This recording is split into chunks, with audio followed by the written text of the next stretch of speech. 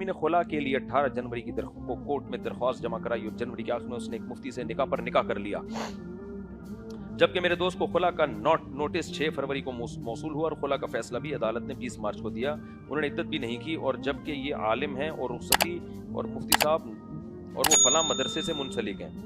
میرے دوست نے ان کے خلاف 20A کا مقدمہ عدالت میں داخل کر دیا. آپ بتائیے شریعت کے مطابق ان کی کیا سزا ہونی چاہیے؟ فیملی کورٹ کے جج کو میرے دوست نے بتایا کہ انہوں نے خلا سے پہلے نکاح کر لیا، تو جج نے کہا یہ زنا ہے، لیکن فیملی کورٹ ہے، آپ کرمنل کورٹ میں کیس داخل کریں. دیکھو اگر یک طرفہ خلا ہے اور عورت نے گواہوں سے ثابت نہیں کیا تھا کہ شوہر بیسک حقوق ادا نہیں کر رہا، یا اور شوہر نے سائن بھی نہیں کیا، تو پھر یہ خلا کے بعد بھی زنا ہے. سمجھ رہے ہو؟ فسخ نکاح کے جب تک معتبر اسباب نہیں پائے جائیں گے اس وقت تک عدالت کا فیصلہ معتبر نہیں ہوتا. ہاں کچھ نکاح کے اسباب ہیں جس سے تنسیخ نکاح ہو سکتا ہے، وہ اسباب اگر پائے گئے تھے تو پھر نکاح ختم ہو گیا، نہیں پائے گئے تھے تو نکاح نہیں ختم ہوا. البتہ اگر شوہر نے اس پیپر پہ سائن کر دیا تھا تو پھر بہر صورت نکاح ختم ہو گیا. تو اب مسئلہ یہ ہے کہ یہ جو کیس ہے یہ کسی مولوی صاحب کا بتا رہے ہیں، کسی مفتی صاحب نے ایسا کیا ہے کہ کسی کی بیوی سے شادی کر لی ہے. پہلی بات تو یہ سمجھ لو کہ جس شخص کے نام کے آگے بھی مفتی لگا ہوا ہے ضروری نہیں کہ وہ مفتی ہو. ہمارے ملک کا بہت بڑا المیہ یہ ہے کہ گیٹ اپ پہ مفتی کی ڈگری ملتی ہے عوام کی طرف سے. مفتی کی ڈگری پتہ ہے کے لیے کیا ضروری ہے؟ آپ نے درس نظامی مکمل کمپلیٹ کیا ہو، ایک بات. نمبر 2، پھر کسی ریلائبل ادارے سے مفتی کا بعض اداروں میں 1 سال کا کورس ہوتا ہے، بعد میں 3 سال کا کورس ہوتا ہے، یہ کورس کمپلیٹ کیا ہو. کتنی شرطیں ہو گئیں؟ اور اس کورس میں ہر عالم کو داخلہ نہیں ملتا. ہمارے یہاں جامعۃ الرشید میں کتنے علماء آتے ہیں مفتی کا کورس کرنے کے لیے، سلیکشن 10-12 کی ہوتی ہے، باقی سب کو فیل کر دیا جاتا ہے. اس کے لیے بہت زیادہ استعداد چاہیے، مینٹل لیول چیک کرنا پڑتا ہے. پھر جب وہ 1 سال یا 2 سال یا 3 سال کا کورس کرے گا تو بھی مفتی نہیں بن جاتا. کم سے کم 10 سال وہ مسائل کی تحقیق کی پریکٹس کرے گا کسی ماہر مفتی کی نگرانی میں. سمجھ میں آ رہی ہے بات کہ نہیں ہے؟ 10 سال کم از کم ضروری ہے. اس کے بعد خود وہ فیصلہ نہیں کرے گا کہ میں مفتی بن گیا ہوں کہ نہیں بن گیا. اس کے جو سینئر اساتذہ ہیں وہ پھر یہ فیصلہ کریں گے کہ اس کو مفتی کہا جائے یا نہیں کہا جائے. خود سے لگاتا پھرتا میں مفتی فلاں مفتی فلاں، یہ پاگل ہے. یہ کیا ہے؟ پاگل ہے. اس کے بڑے کہیں گے کہ ہاں بھائی اس میں اتنی صلاحیت پیدا ہو گئی کہ مسائل میں یہ تحقیق کر کے جواب دے سکتا ہے، اس کی اتنی مینٹل لیول بھی ہونا چاہیے نا. بعض لوگوں پر بھوسا بھرا ہوتا ہے، دماغ ہوتا ہی نہیں ہے، وہ جتنا بھی علم حاصل کریں ان کو سمجھ میں ہی نہیں آتا. تو اس 10 سال کے پروسیس کے بعد اس کو اس کے بڑے اگر اتھارٹی دیتے ہیں تو پھر وہ مفتی کہلائے گا. ادروائز وہ 100 سال میں بھی مفتی. بولو، یہ وہ ڈگری نہیں ہے کہ آپ نے کورس کیا تو آپ مفتی کہنا شروع کر دیں. کچھ کورسز ایسے تو کرنے کے بعد آپ جو ہے نا وہ اہل ہوتے ہو، پی ایچ ڈی کر لیا آپ نے تو آپ پی ایچ ڈی اسکالر بن گئے. مفتی میں ایسا نہیں ہے. کئی سال کی پریکٹس کے بعد جب اس کے بڑے کہیں گے کہ بھائی ملک کے جو نامور علماء ہیں وہ جب اس پہ اعتماد کریں گے، ہاں بھائی اب یہ اس قابل ہے کہ اس کو. میں نے جب 8-9 سال پڑھا ہے نا، اس کے بعد فتوے کا کورس کیا حضرت مفتی ابوالبابا صاحب کی نگرانی میں، اس کے بعد بھی ہمیں مفتی کا لفظ لگانے کی اجازت نہیں تھی اور نہ اپنے مہر سے فتویٰ دینے کی اجازت تھی. اس کے بعد پھر 11 سال میں نے اپنے سینئر اساتذہ کی موجودگی میں فتوے کا کام کیا ہے. یعنی ہم جب تحقیق کرتے تھے ان کے سامنے رکھتے تھے، وہ اس میں غلط صحیح کی کریکشن کرتے تھے، پھر ہمیں اور تحقیق کا کہتے. اس طرح سے 10-11 سال کنٹینیو کام کرنے کے بعد پھر ہمارے بڑوں نے مجھے اجازت دی کہ بھائی اب آپ اپنی اسٹیمپ کے ساتھ بھی فتویٰ جاری کر سکتے ہو. اجازت ملنے کے بعد بھی میں نے یہ کام نہیں کیا.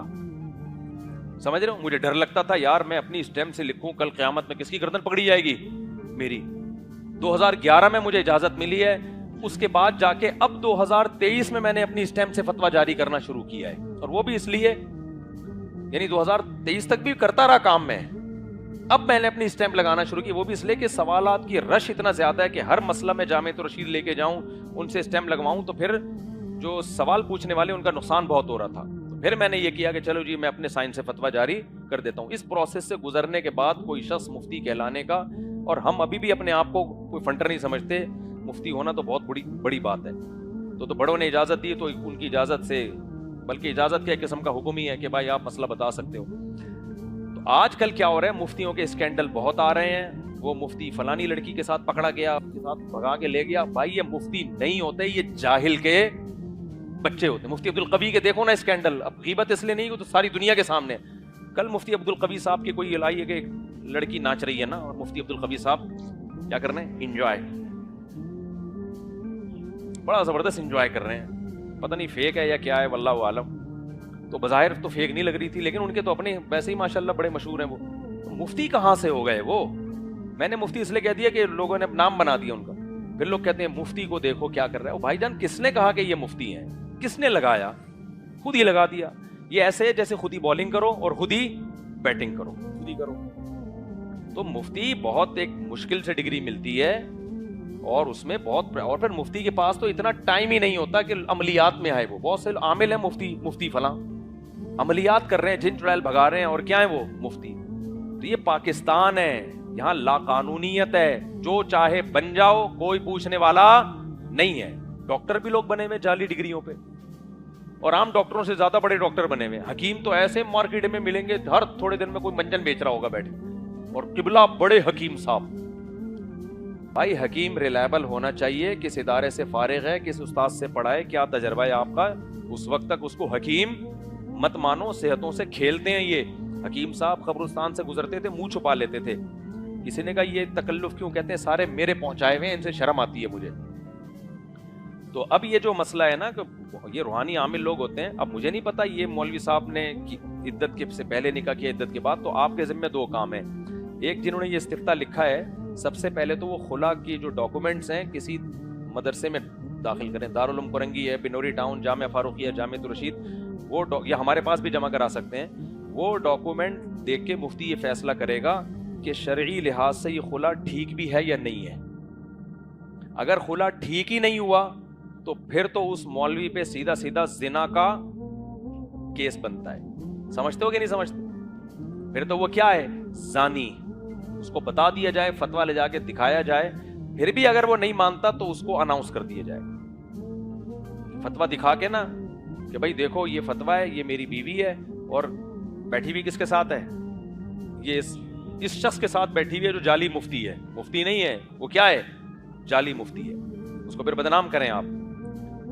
اور اگر یہ ثابت ہوتا ہے کہ یہ خلا ہے ہی نہیں, سوری خلا ہے, فتویٰ مل جاتا ہے آپ کو, بھئی یہ عدالت نے اس اصول کا خیال کیا, خلا ہے, یہ اسباب فسخ نکاح پائے جاتے تھے, تو پھر آپ یہ ثابت کریں کہ بھئی یہ عدت کے اندر اندر نکاح ہوا ہے. تو پھر یہ جو کرمنل کیسز عدالتوں کے ہیں نا, تو اس میں آپ یہ کیس کر سکتے ہیں کہ دیکھو یہ خلا کی ڈیٹ ہے, اور اس ڈیٹ کے اندر اس نے کمبخت نے نکاح کیا ہے, اور اس میں تو عدت پوری ہونے کا چانس ہے ہی نہیں. صحیح ہے نا؟